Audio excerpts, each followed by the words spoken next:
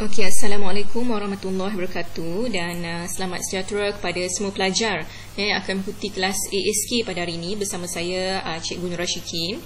Okey, pada kelas sebelum ni saya telah memberikan dua latihan berkaitan dengan struktur kawalan ulangan selagi ataupun while.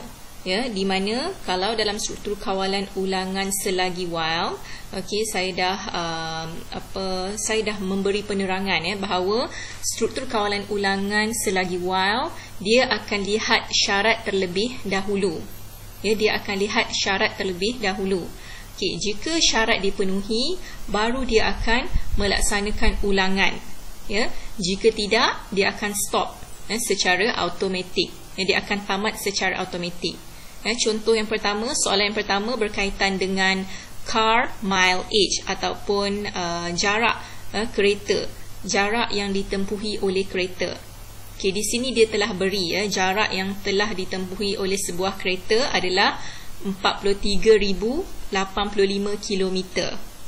Okey, jadi apabila kereta ini bergerak lagi, bacaan ini akan bertambah. Ya, akan bertambah selagi kereta itu bergerak. Okey. Begitu juga dengan soalan yang kedua. Ya, dia akan lihat syarat terlebih dahulu. Okey, adakah wanita ini ataupun individu ini mampu berlari? Okey, mampu tidak dia berlari? Jika dia mampu berlari, okey, dia akan teruskan larian. Okey, tindakan dia. Ya, tetapi jika dia tidak boleh berlari, dia tidak mampu berlari, jadi dia akan tamat aktiviti larian. Okey. Jadi untuk kedua-dua soalan ini, okey, dia merangkumi struktur kawalan ulangan selagi ataupun while. Okey, kita lihat jawapan daripada dua rakan kamu iaitu Nurul Iman Balkis dan juga Lee Jie. Okey. Okey, ini adalah soalan yang berkaitan dengan car mile age ataupun jarak kereta, jarak yang ditempuhi oleh kereta. Okey, kita lihat daripada Nurul Iman Balkis. Okey, ini adalah soalan dia. Okey. Jadi ini adalah dia punya serial kod. Serial kod dia mula setkan nilai kilometer kepada 43,085. Okey, selagi kereta bergerak, okey, paparkan nilai kilometer dan tambah nilai kilometer sebanyak 1, tamat selagi tamat. Okey, ini betul lah. Ya, betul lah apa yang Nurul Iman buat. Okey, ini adalah serial kod dan ini adalah dia punya carta ahli. Okey, di mana apabila kereta bergerak, okey, paparan ataupun kita panggil sebagai display bacaan dalam kilometer tu dia akan dipaparkan. Kita akan lihat, kita dapat lihat paparan nilai tu akan semakin bertambah, ya. Akan semakin bertambah selagi kereta bergerak. Okey, bila kereta sudah tidak bergerak, maksudnya sudah off, okey, sudah off kereta, jadi kereta itu sudah tidak paparkan nilai kilometer dan tamat. Okey.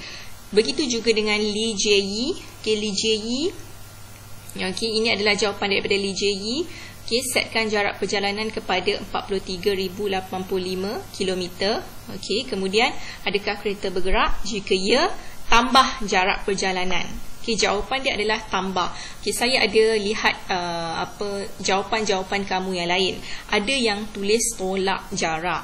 Okey, tolak jarak tidak tepat, ya. Sebenarnya tambah jarak perjalanan.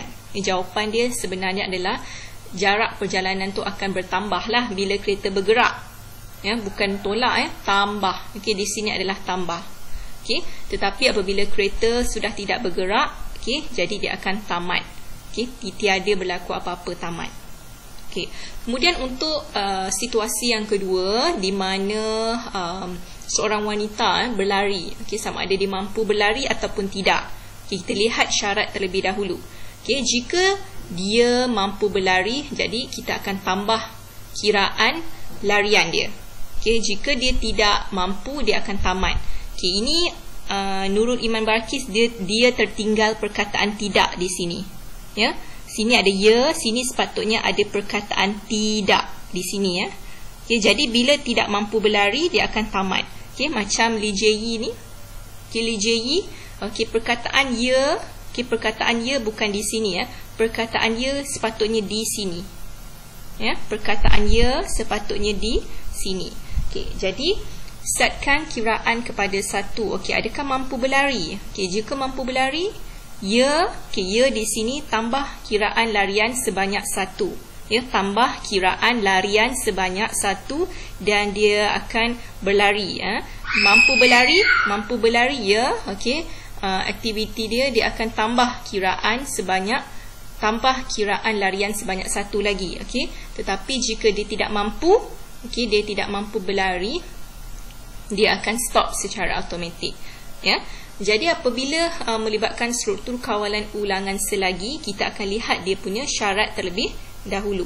Okey, apabila syarat dia menyatakan tidak, dia akan terus tamat secara automatik. Tetapi apabila dia menyatakan ya, okey, proses itu akan berulang. Okey, hari ini kita akan terus pergi kepada struktur kawalan ulangan ulang sehingga ataupun repeat until. Okey, di mana dalam repeat until ataupun ulang sehingga, dia berbeza dengan struktur kawalan ulang selagi. Ya, ulangan selagi.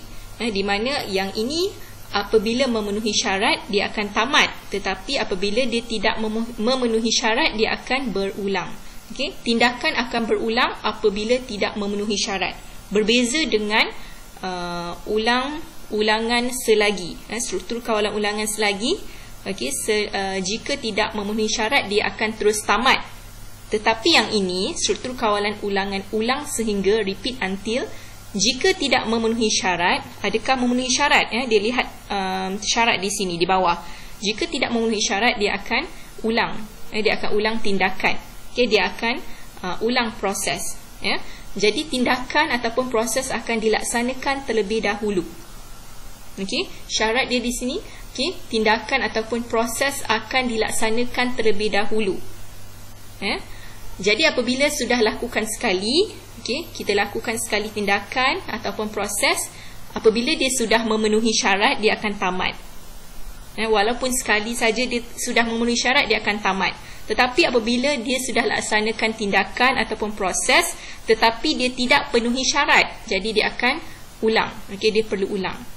Okey, contoh yang paling mudah adalah ini dia. Okey, bila kamu nak login email, login Facebook, kamu perlu masukkan email dan password. Okey, jadi apabila email yang kamu masukkan ataupun password yang kamu masukkan, kedua-dua ni adalah sah ataupun verify, okay, maksudnya kamu boleh login. Tetapi kalau kamu tersalah masuk email, tersalah masuk password, okay, kamu perlu ulang semula. Kamu perlu ulang semula, masukkan email, masukkan password. Okay, ulang kali kedua untuk kamu login. Ya, ini yang dinamakan sebagai struktur kawalan ulang sehingga ataupun repeat until. Ini adalah contoh yang paling mudah. Contoh yang paling mudah. Okey, saya berikan contoh untuk CD code dia. Okey, contohnya kamu sudah setkan email kamu sebagai myfb@gmail.com. Okey, ini adalah contohnya lah kamu punya email. Kemudian password kamu 12345. Okey. Jadi apakah tindakan yang perlu kamu buat untuk login Facebook? Kamu perlu masukkan email. Okay, ini adalah tindakan dia. Dan kamu perlu masukkan dia punya password. Okay. Okay, sehingga email dan password sah ataupun verify. Sehingga email dan password verify, baru tamat. Tetapi apabila dia tidak sah, dia tak boleh verify, maksudnya kamu perlu ulang semula lah. Ulang semula, masukkan email, masukkan password. Okay. Dan bila dia lihat, dia check, adakah email dan password sah? Tak sah. Okay, maksudnya tak sah, tak verify, kena ulang semula. Okay, password salah, email salah, kena ulang semula. Okay, tetapi once bila email dan password kamu betul, okay, maksudnya sudah verify, sudah sah, baru dia akan tamat laksanakan aktiviti, tamat proses. Okey, ini adalah dia punya pseudocode. Kemudian kita lihat dia punya carta alih, ataupun flowchart. Okey, mula setkan email sebagai myfb@gmail.com. Ini contoh saja. Okey, setkan password 12345. Okey, masukkan email. Okey, perkataan masukkan email ini, you have to key in, you have to enter your email. Jadi dia perlu menggunakan simbol parallelogram.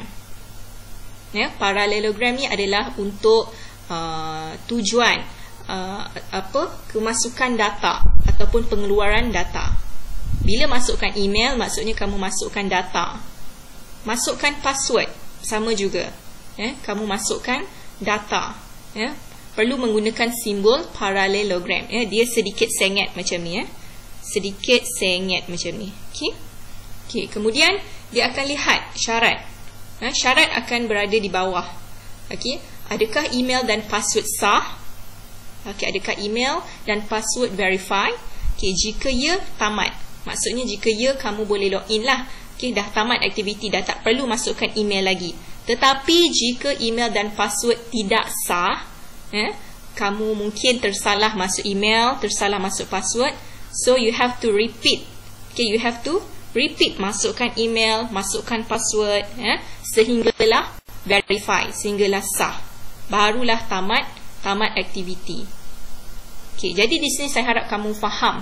Okay, perbezaan antara struktur kawalan ulangan selagi dan juga struktur kawalan ulangan ulang sehingga repeat until.